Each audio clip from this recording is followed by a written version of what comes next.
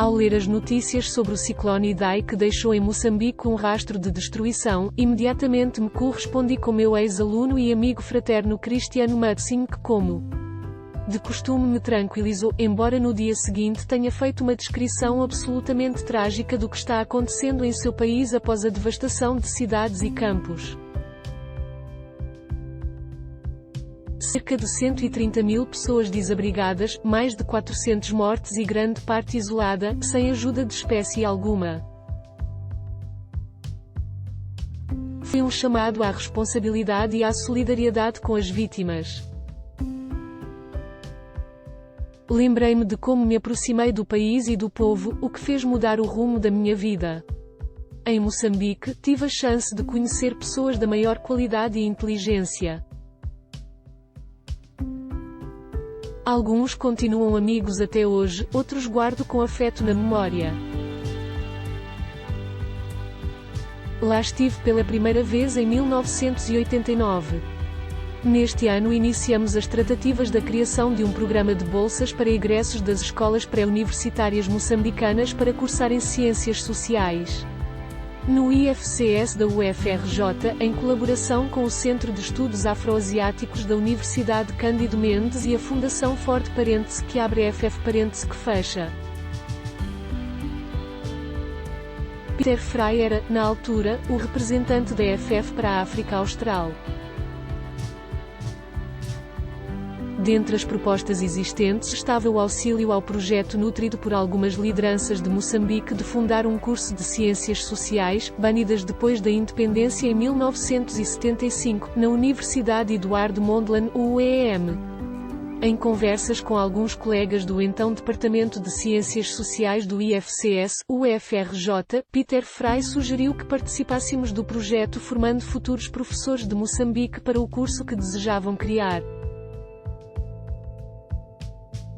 Alguns abraçaram de imediato a ideia, compreendendo que seria uma oportunidade única proporcionar aos nossos estudantes a troca de experiências com pessoas do continente africano de fala portuguesa, que haviam vivido ainda muito jovens a experiência do socialismo, do fim do socialismo e da guerra civil.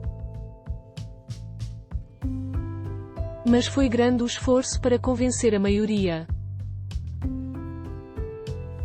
Os professores que não concordaram com a proposta diziam que já havia muito trabalho a ser feito e trazer estudantes estrangeiros seria mais uma árdua tarefa.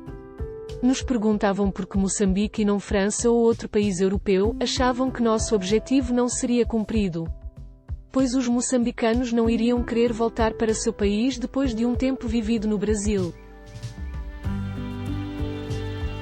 Por fim, após muita controvérsia, venceu a ideia de que a iniciativa seria positiva pois significava sair da bolha que nos fazia viver circunscritos a iguais ou quase.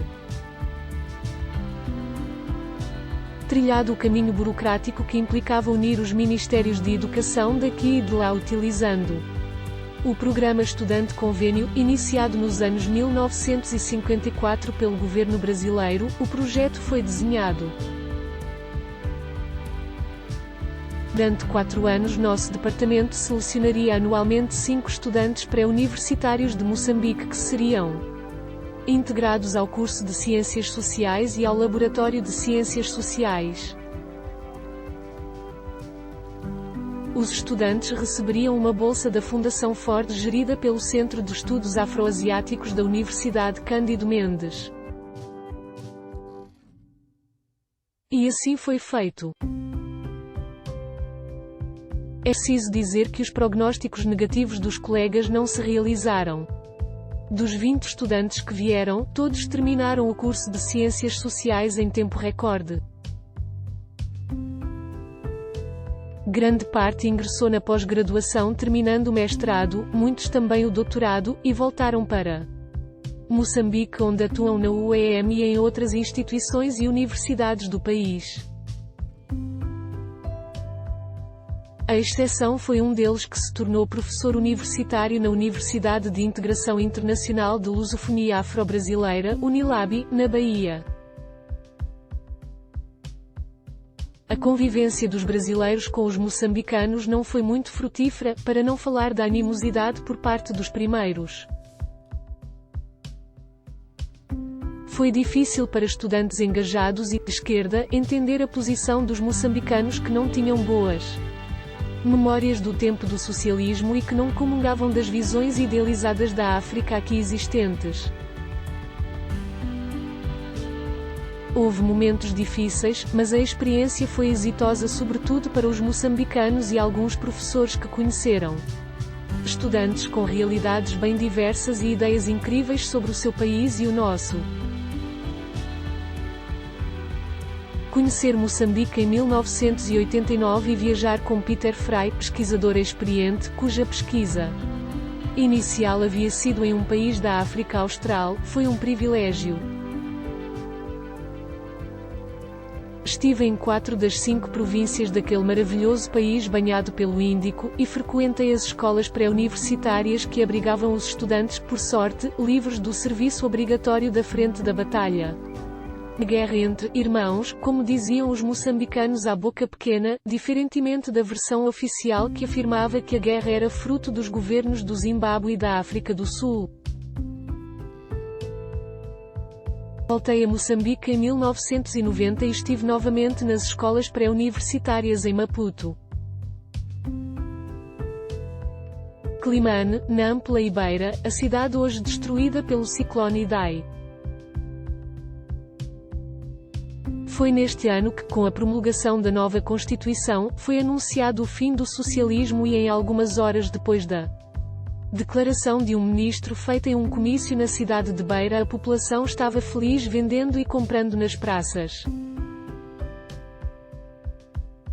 Em 1992 regressei como professora visitante da Faculdade de História e participei dos debates sobre a criação do curso de Ciências Sociais na UEM.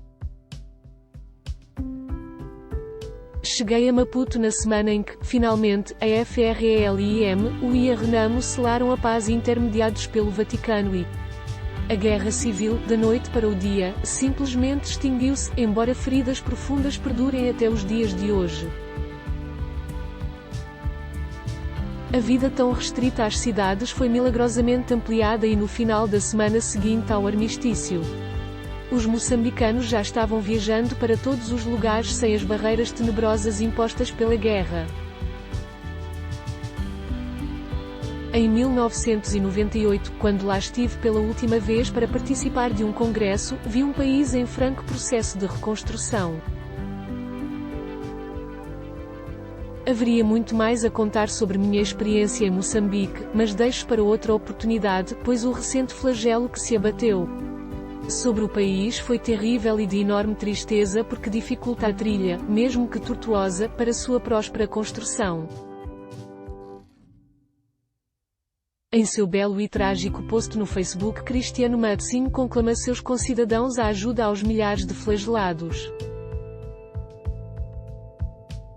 Em nome da relação que tenho com Moçambique, que tanto me deu ao longo dos últimos 30 anos, convoco os brasileiros a participarem da campanha de ajuda a centenas de milhares de pessoas vítimas de mais uma catástrofe de proporção desgraçadamente inumana. Apoio às vítimas do ciclone em Moçambique. Foto, divulgação Ivone Megui. Foto, Arte G1.